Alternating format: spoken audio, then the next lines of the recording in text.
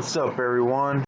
Prison Meddler here, and I'm gonna do another album versus album video, and it's gonna be Iron Maiden's Brave New World versus Judas Priest's Angel of Retribution. Now, the reason why both albums are very comparable, even though they're both released in a different year. I kind of want to do this because, one, both albums remarks the return of the previous members. Brave New World brought back Bruce Dickinson and Adrian Smith, and Angel of Retribution brought back Rob Halford.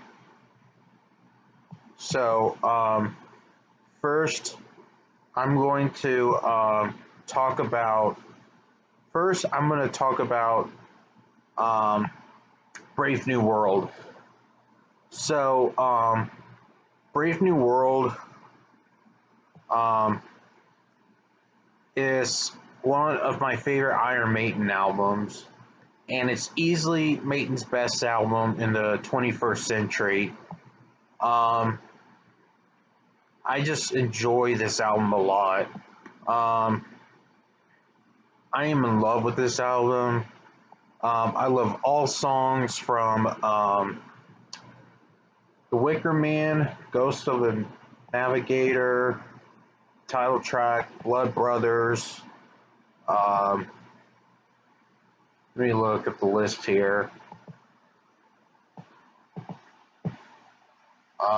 Dream of Mirrors, that's an amazing song. Out of the Silent Planet. And I love the bonus track, The Thin Line Between Love and Hate. I just love every single song. It's just one of my favorite Return to Roots album. And if not my favorite Return to Roots album, I just love this album. This is probably one of my favorite Iron Maiden. This may be the best. This is Iron Maiden's best album that is not in the 80s, I would say. And probably my favorite album in 2000. If you haven't listened to this album, you may want to check this album right away. And it's their first album as a 6-piece. So that's all I have to say here. I don't really need to go into further details. Now, on to Angel of Retribution by Judas Priest. Like I said before, Rob Halford returned to the band in 2003. I think Tim Ripper left the band not long after Demolition, and a lot of people pretty much ignore that out. I don't think that album's bad at all, Demolition, but we're not talking about Demolition right in this video.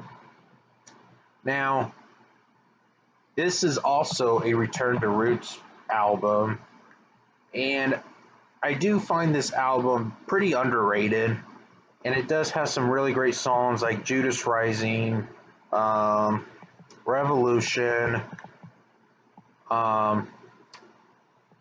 Demonized. My favorite song of all time in this album would be Hell Rider. That is an epic song for sure. Sounds like a sequel to Painkiller. But, however, it does have plenty of filler in this album, especially the closing track, Loch Ness. Whenever I heard this album the very first time, I was so pumped up and ready to hear this this song. I thought it was going to sound like an Iron Maiden epic type song, but unfortunately it's not. It's actually one of the worst Judas Priest songs they have ever wrote. What they did is they just made a very slow, repetitive song that drags on for 13 minutes. It has no structure or payoff at all. and none of it is interesting, and it keeps dragging on and on and on. It's Judas Priest's Angel and the Gambler. Now, the winner here is, well, no contest. Brave New World wins. So, what are your thoughts? And let me know in the comments. And I will see y'all next time. Peace out.